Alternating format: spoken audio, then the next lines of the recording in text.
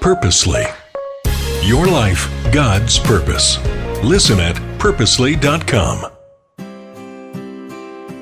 Hey, this is Jen. You're listening to the Bible for Busy People podcast, where this week we are talking about the Songs of Ascent. This was a series of psalms sung by pilgrims as they would make the really tough journey up Mount Moriah to Jerusalem to worship God and to participate in holy festivals. We have seen Mount Moriah before in the Bible, and we've talked about it here on this podcast. In fact, the story that we're going to look at today, we did a whole episode about, and it is one of those stories that it is still hard to wrap my mind around, but there is also a lot to be gleaned from it. So this is the story where God calls Abraham to sacrifice his son Isaac, his long-awaited son, the promise of God. I can only imagine the anguish that Abraham feels as he takes this climb. He's not understanding God, but he is following in obedience anyway. We did talk about this story in a previous episode, and you can find it in the show notes. But in verse 9, it says, "When they arrived at the place that God had told him about, Abraham built the altar there and arranged the wood. He bound his son Isaac and placed him on top of the wood. Then Abraham reached out and took the knife to slaughter his son. But the angel of the Lord called to him from heaven and said, 'Abraham, Abraham!' He replied, 'Here I am.' Then he said, 'Do not lay a hand on the boy or do anything to him. For now I know that you fear God, since you have not withheld your only son from me.' Abraham looked up and saw a ram caught in the thicket by its horns. So Abraham went and took the ram and offered it as a burnt offering in place of his son. And Abraham named that place, 'The Lord will provide.' So today it is said, 'It will be provided on the Lord's mountain.' Then the angel of the Lord called to Abraham a second time from heaven and said, 'By myself I have sworn, this is the Lord's declaration. Because you have done this thing and have not withheld your only son, I will indeed bless you and make your offspring as numerous as the stars of the sky and the sand on the seashore. Your offspring will possess the city gates of their enemies, and all the nations of the earth will be blessed by your offspring because you have obeyed my command.'" This is the Christian Standard Bible version, by the way. So this place was significant long before it was Jerusalem. In the New International Version, the saying that is said at the end is, "On the mountain of the Lord it will be provided." This is talking about, at that very moment in time, and it was something that Israelites would say afterward, is on the mountain of the Lord it will be provided. But it also was prophetic. It talks about what is to come, about the holy place of the city of Jerusalem, and also of the sacrifice that would save us on that very mountain. This promise was fulfilled for Abraham and his descendants. It was fulfilled for the people of Israel, and it's also fulfilled for us. All the nations of the earth will be blessed by your offspring because you have obeyed my command.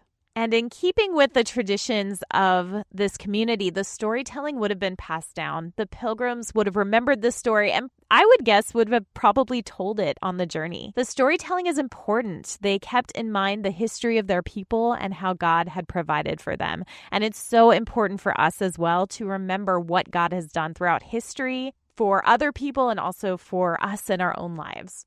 So today we are reading Psalm 123, 124, and 125, and again in the Christian Standard Bible version. Psalm 123 says, "I lift my eyes to you, the one enthroned in heaven. Like a servant's eyes on his master's hand, like a servant girl's eyes on her mistress's hand, so our eyes are on the Lord our God until he shows us favor.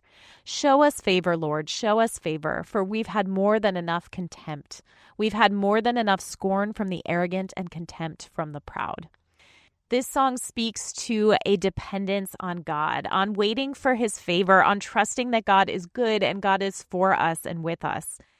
And it's something that we can all resemble, we can all take on in our lives, even in the most difficult moments. But in particular, it was for this difficult journey up to Jerusalem. And it also is important to remember all that the Israelites had been through. They had been through so much oppression, persecution.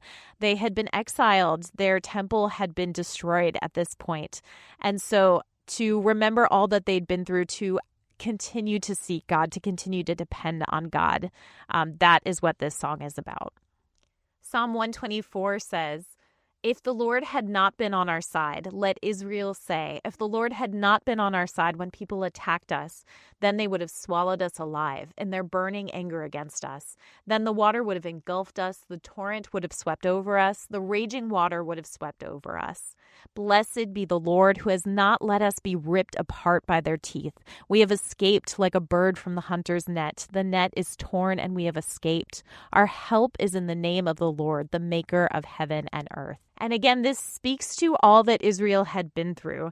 Israel had been oppressed, they had been defeated, they had been conquered, they had been ruled over throughout their history. And so this is just a reminder of all that they had escaped from and where their help comes from. It comes from the Lord. And so just to remember their determination, their defiance, their courage, their ongoing faith in this difficult journey. It is admirable and it's such an example to us. And then Psalm 125 says, those who trust in the Lord are like Mount Zion. It cannot be shaken. It remains forever. The mountains surround Jerusalem, and the Lord surrounds his people, both now and forever. The scepter of the wicked will not remain over the land allotted to the righteous, so that the righteous will not apply their hands to injustice. Do what is good, Lord, to the good, to those whose hearts are upright. But as for those who turn aside to crooked ways, the Lord will banish them with the evildoers. Peace be with Israel. This is something I didn't know. Mount Zion and Mount Moriah are not the same. Zion is the highest point in Jerusalem, but these two mountains kind of eventually become intertwined as Zion came to encompass the whole city. Zion represents God's people, God's promise, God's home here on earth where Solomon's temple was built, and there's a lot of history that comes afterwards too. And at the end here, it talks about those who are good. And I would have read this in the past as saying, those who are perfect and sin-free will be blessed by God. But I have grappled with this a little bit, and I've come to understand it to mean something other than perfect. I actually believe when it talks about those who are good, it actually means those who constantly turn back to and seek God.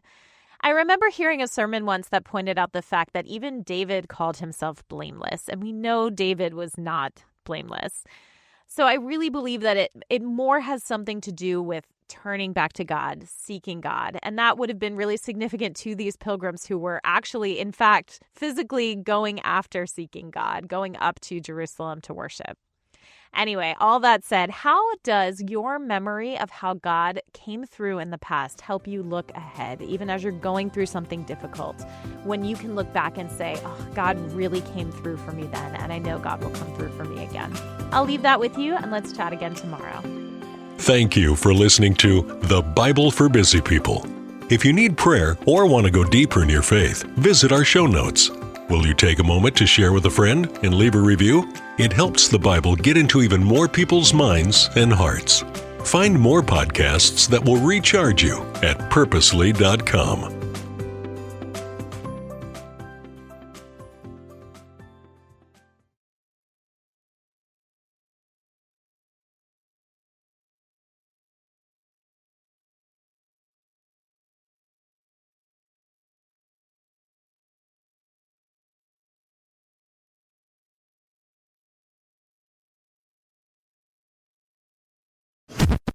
Thanks for listening. We just wanted to take a minute to let you know that just like you and your family, Purposely is also part of a family, the Krista family of ministries. Krista helps kids and teens learn and grow in their faith at King Schools and Miracle Ranch Camp. And Krista shares Jesus with people in the poorest, most remote places through World Concern. Krista Senior Living is a community of love and care, and Krista Media is a place of hope on the radio. God is changing lives through these 5 ministries, and Krista is on mission to share the good news of Jesus. To learn more, visit Krista.org.